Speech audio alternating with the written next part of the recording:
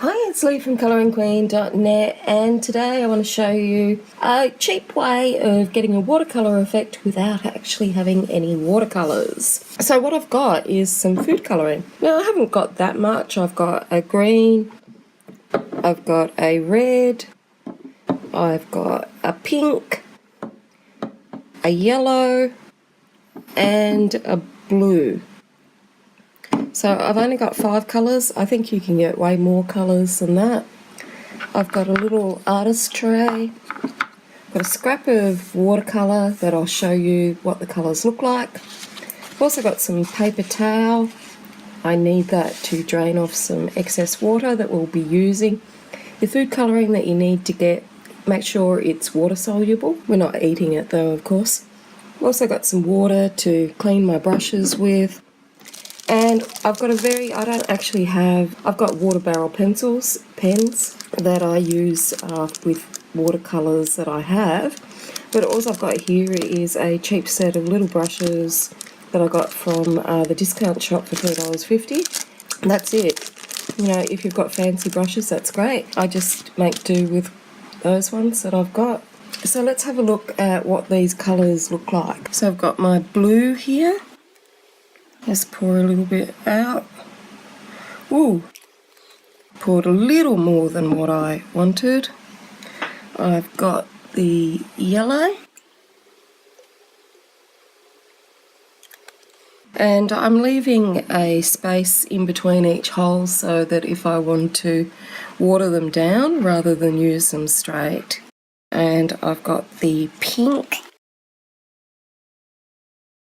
I've got some red, and they all tend to look the same, so I hope I can remember which one was which. And the last one I've got's green, so that worked out really well for my little plastic tray here that I've got. Now if you don't have a plastic tray, you can just use any sort of container just to hold them in, or just even pour it into the cap if that's what you've got. You know, try not to buy extra stuff if you don't need to. So I've got a scrap of watercolour paper here, so we'll just test them out, see what they look like. So this was the yellow. It looks red in the container.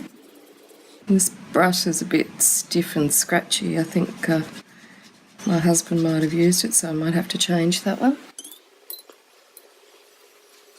Make sure when you clean your brush that you wipe it out on your paper towel over here. Get all that residue colour off it. So we've got the yellow. This was the red, and it's quite deep red. You can sort of see how much colour we can get out of just one brush full. Now this was the pink, I think. And maybe this one's the red. Should have labelled them. Very blood red. We can mix our colours together to create other colours. And that's that bright green. That's really vivid. And this must be our blue. So not many colours there to choose from, but you can blend colours together. So you can blend the yellow and the red together. I don't really think that the pink is very pinkish. Green and the yellow together. The blue we can water down, or we can blend it with the green or the red and create different colour combinations, and that can be half the fun of it. So now we've got an idea of what our colours look like straight, so if we were just dipping them into the container straight. But we also need to have an idea of what they look like with a lot of water added. So let's just water this blue down so that we can see the effect. And see how that's going into quite a light blue and then fading down. Obviously the more water that you add to it, the more the effect will be. So it's just really going right down. And that will be the same for all of the colours. The colour tone will remain, but the effect will be just a lot lighter. So we can gradiate between dark, medium and light, just by adding more water to it, just like you would with regular watercolours.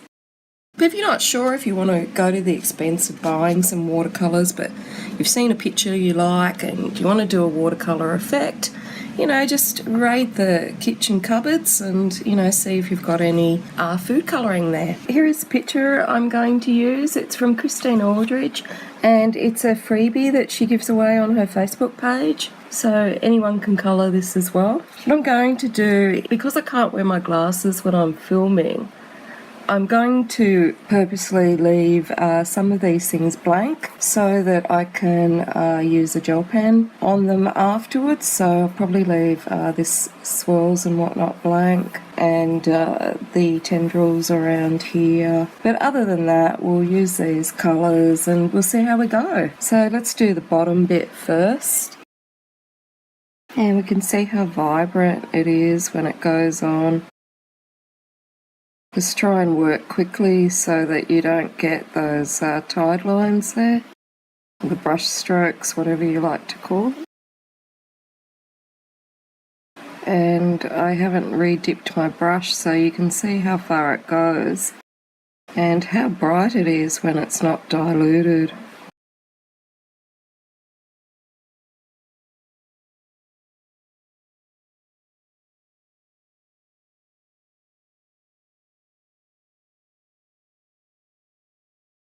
I'm not going right up to the edge. I'm trying to avoid doing that, just so if it bleeds or goes through or moves, then hopefully it won't go over too much of the petal. Now, if you've got an inkjet printer like I have, you might find that when you use markers or water-based products on it, that the ink smudges and goes a little bit muddy. So that's another reason to try and avoid those outlines. If you've got a laserjet printer, the ink doesn't leave that yucky, smudgy look, and you don't get that muddy effect.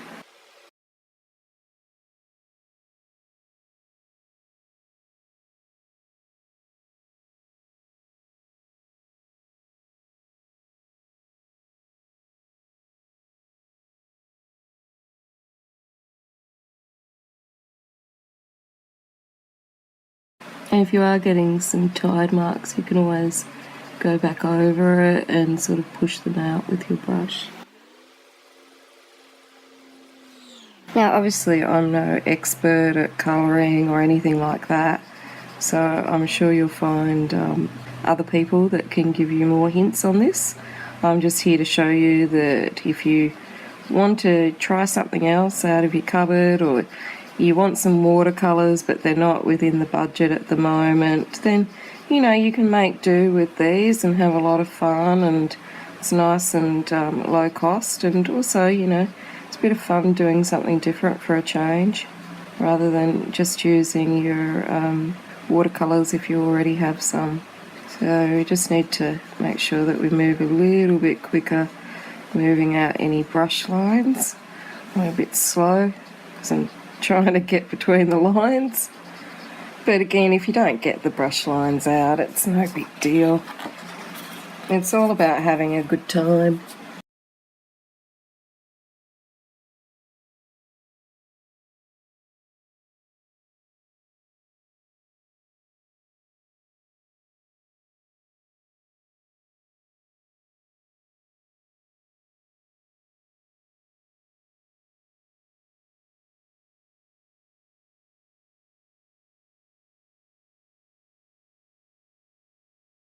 Just going back over that so that I don't get any brush marks.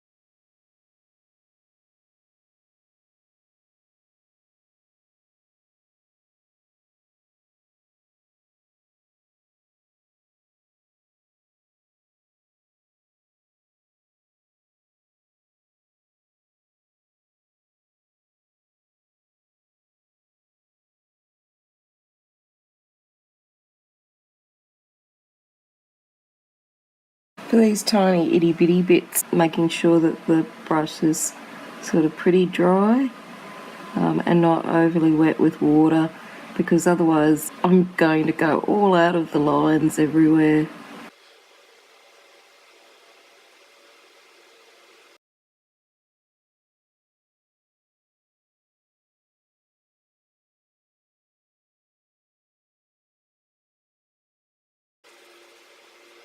So while the brush is sort of wet with a lot of water, I'm doing the bigger areas, and then I'll come back and do the little tiny bit when the brush is a little bit drier.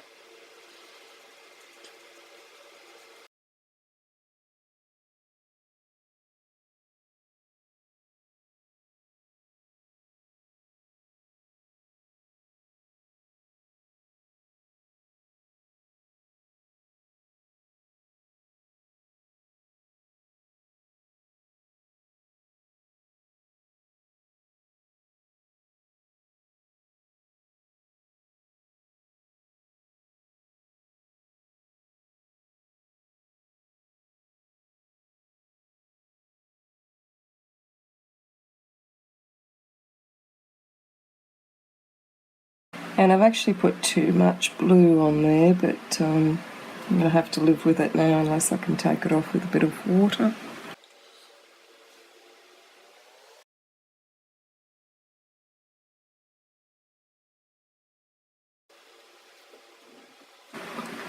So what I did was I put too much blue on it, and now it doesn't suit. So I've wet it with water, and I'm just going to wipe it off with a cotton tip.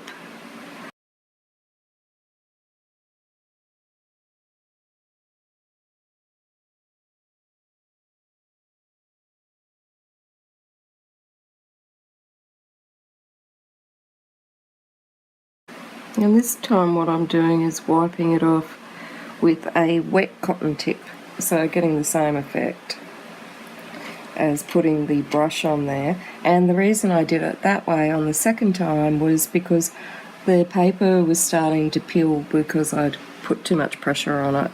So you can use a wet cotton tip as well.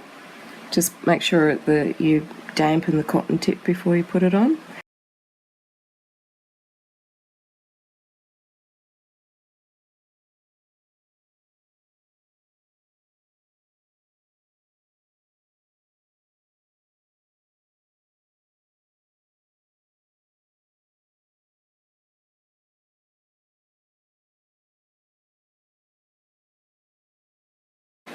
We can actually paint with the cotton tip. So make sure you don't go down to the hard plastic bit. I can feel it, the hard plastic bit rubbing on the paper here because I took the top bit off. So you don't want that. But it's also good for smoothing out these tide lines by the looks of it. So there's a little accidental tip.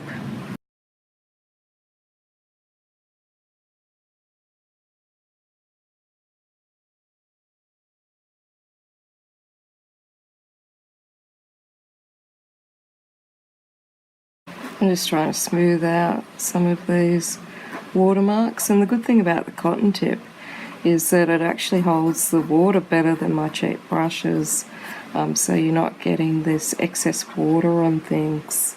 So good for lifting it off if you've put too much on like I did earlier, and also good for smoothing out those lines. And if you didn't have a paintbrush, I'm sure you could do the whole thing with the cotton tip as well.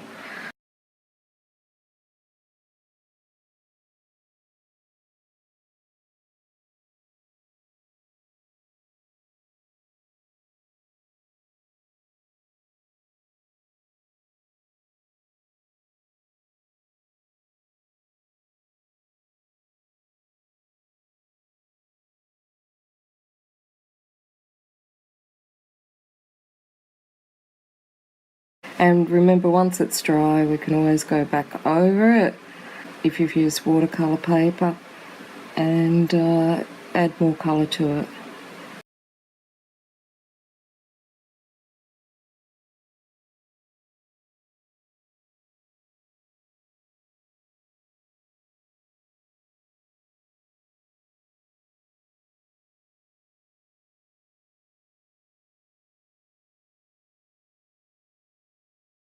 Now here I haven't blotted it off, so you can see how watery it is when you don't dampen it out on a paper towel first. And it's all sort of pooling on the surface there.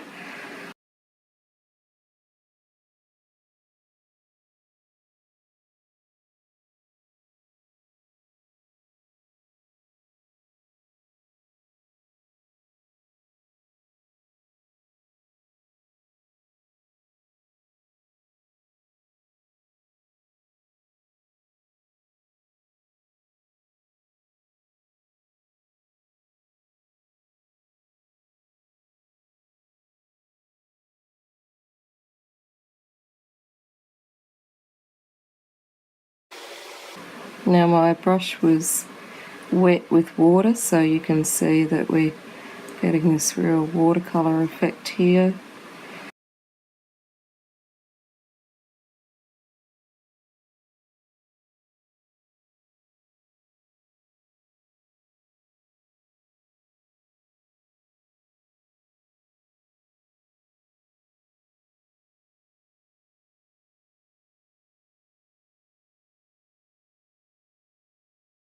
So you get different effects by how much water you add and how much you put on your brush at the time.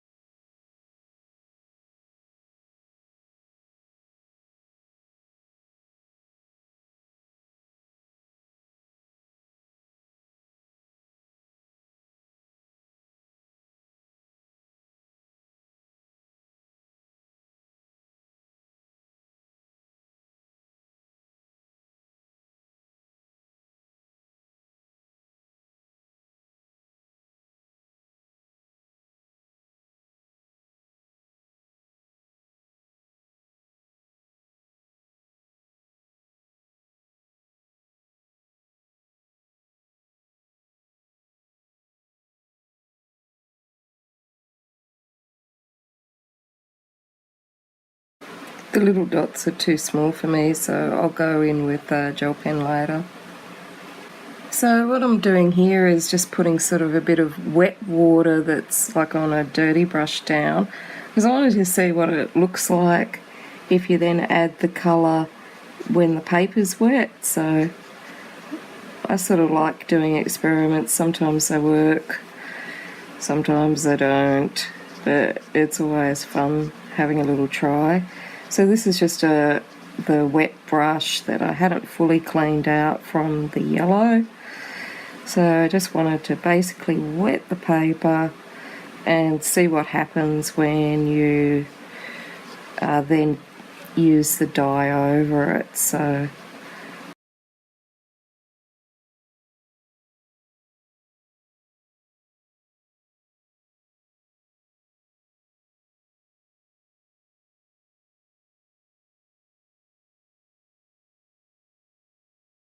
going to make sure I blot out the brush so my brush is not heavy, and actually that's producing a smoother finish.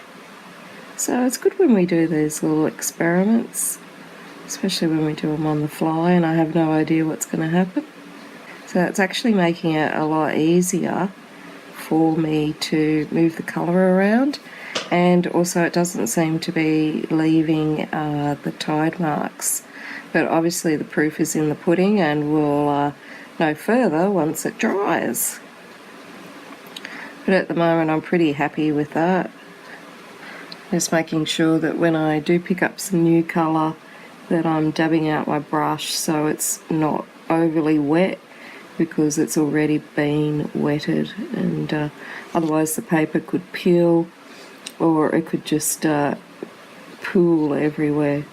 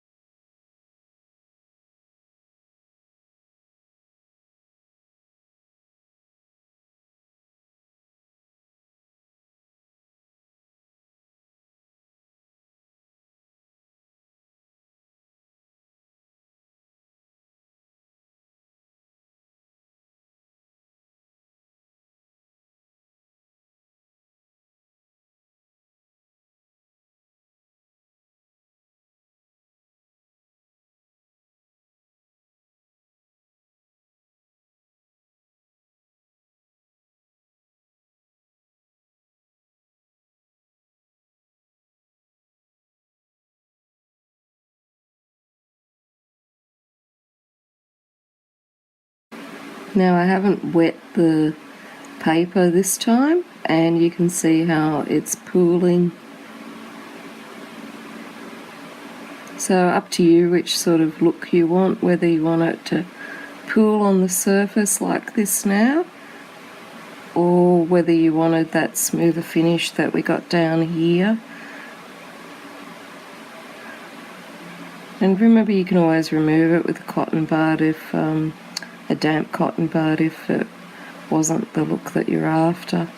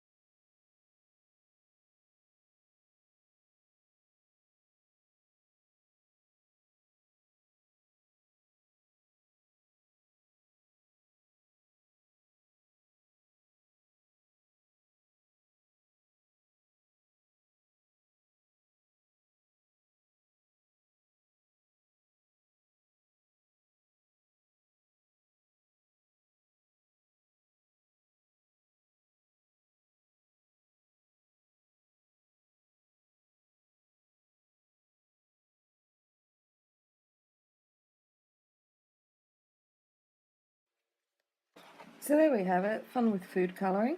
I'm going to add in a black Posca background, I think, and some glitter and some black dots on there, just with some gel pen, and we'll see how it looks. The picture, by the way, is from Christine Aldridge, her Facebook page. It's a freebie from one of her books. I can't remember which one, to be honest. She has so many, and there's actually quite a few freebies on her Facebook page. So you can pick yours up there as well. But for, 5 food colours that you've probably got in your pantry at home, you can give that a try and see if you like it.